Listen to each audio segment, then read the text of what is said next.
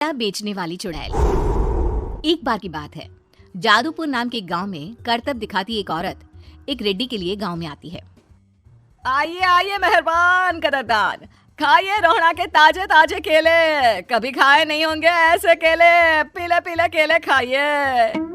ये कहकर रोहड़ा हाथों में 4 केले लिए उन्हें सर्कल में जोर जोर से हवा में उछालती हुई करतब दिखाती है, जिसे देखकर आसपास के सारे बच्चे अपने अपने मम्मी पापा से उस औरत के पास जाने की जिद करने लग जाते हैं। पापा, ऐसा तो सर्कस में बॉल से होता है ना, ये आंटी तो केले से कर रही है। चलिए ना पापा, देखते हैं। रोहड़ा एक पतली सी तार पर चलती हुई केलों से करतब दिखाती है। आते जाते सभी लोग बाहर रुककर उसके करतब देखते हैं और वाह वाही करते नहीं थकते। जैसे ही एक आदमी पास आकर उसे पैसे देने लग जाता है, तब वो कहती है, अरे नहीं नहीं साहब, मैं करतब तो बच्चों के मन को बहलाने के लिए करती हूँ। धंधा तो मेरा केले का है। पीछे देखो मेरी रिड्डी, जो भी मेरे केले खाएगा मेरी तरह चुस्त दुरुस्त और तंदुरुस्त हो जाएगा। पता चलता है क्या कि मेरी उम्र 55 की है। अरे पर ऐसे ठंड के मौसम में कोई केला क्यों खाएगा? ये ऐसे वैसे केले नहीं है साहब, ये शरीर में गर्मी देते हैं, ठंड को दूर भगाए। जो भी रोहिणा के केले खाए। पापा, अगर मुझे केले नहीं मिले तो मैं घर नहीं जाऊंगी। तभी उसके पापा कहते हैं कि बेटा, केले ठंड में कभी गर्मी नहीं देते। ये सब कहने की बातें हैं, सामान बेचने का तरीका है इनका। पर पिंकी नहीं मानती। मैं केले खाऊंगी। पिंकी की जिद के आगे नत्थू हार जाता है और उसे केले खरीद कर दे देता है। पिंकी खुश होकर केले घर ले आकर खाती है। अब मैं भी करतब करूंगी, कितना मजा आएगा। जादुई केले। पिंकी पहला केला खत्म भी नहीं करती कि वो बेहोश हो जाती है। दूसरे केले से एक काला धुआं आता है और रोहड़ा चुड़ैल बनकर बाहर निकल आती है। मेरे भूतिया केले बच्चे न खाए, ऐसा हो ही नहीं सकता। जादूपुर वालों, कब तक बचोगे? आ गई हूँ मैं रोहड़ा, जिसका कोई नहीं कर सकता सामना। रोहड़ा पिंकी को गोद में उठाकर काले धुएं में कहीं गायब हो जाती है। शाम के वक्त नत्थू घर लौटता है और पिंकी को घर में ना पाकर उसकी माँ से कहता है, माँ पिंकी कहाँ है? अरे बेटा, उसे तो तू सुबह करतब दिखाने ले गया था ना, फिर कहाँ वापस आए तुम दोनों? मुझे लगा तू उसे अपने साथ मंडी ले गया होगा। हे भगवान, मेरी बच्ची कहाँ गई? मैं उसे घर ही तो छोड़कर गया था माँ।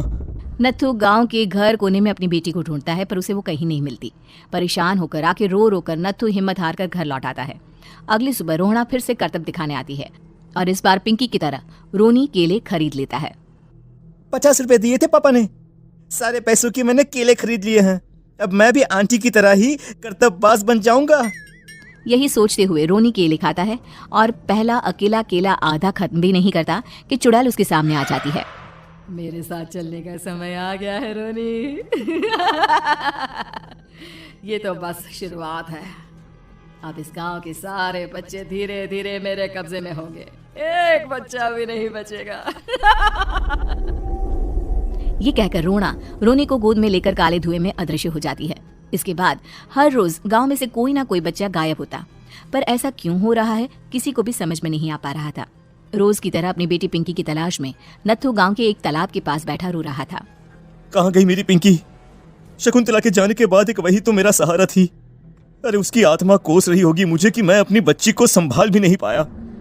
नत्थू ये कहता हुआ रो ही रहा था कि तभी तालाब में से उसे शकुंतला की आवाज सुनाई देती है। कहाँ थी तुम शकुंतला?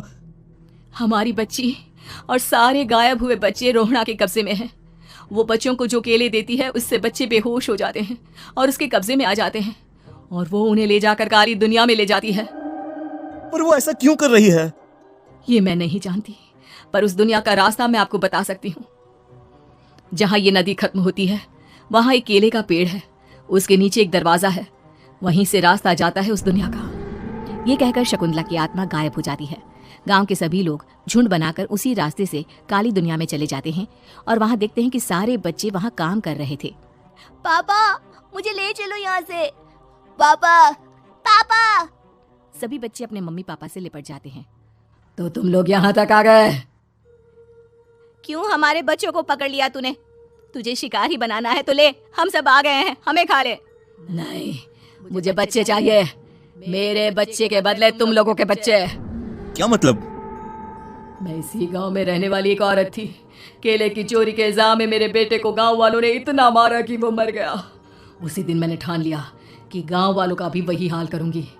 कुछ दिन बाद बेटे के चले जाने के दुख में मैं भी मर गई और मेरी भटकती आत्मा एक चुड़ैल बन गई। और फिर मैंने बदला लिया तुम सबके बच्चे छीनकर।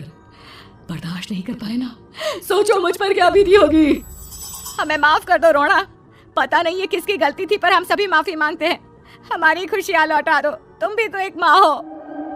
गांव वालों की बात सुनकर रोना का मन पिघल जाता है और वो बच्चों को छोड़ देती है। उसके बाद काली दुनिया बच्चों के लिए जादुई दुनिया बन जाती है। अब कोई भी कभी भी वहां आ जा सकता था।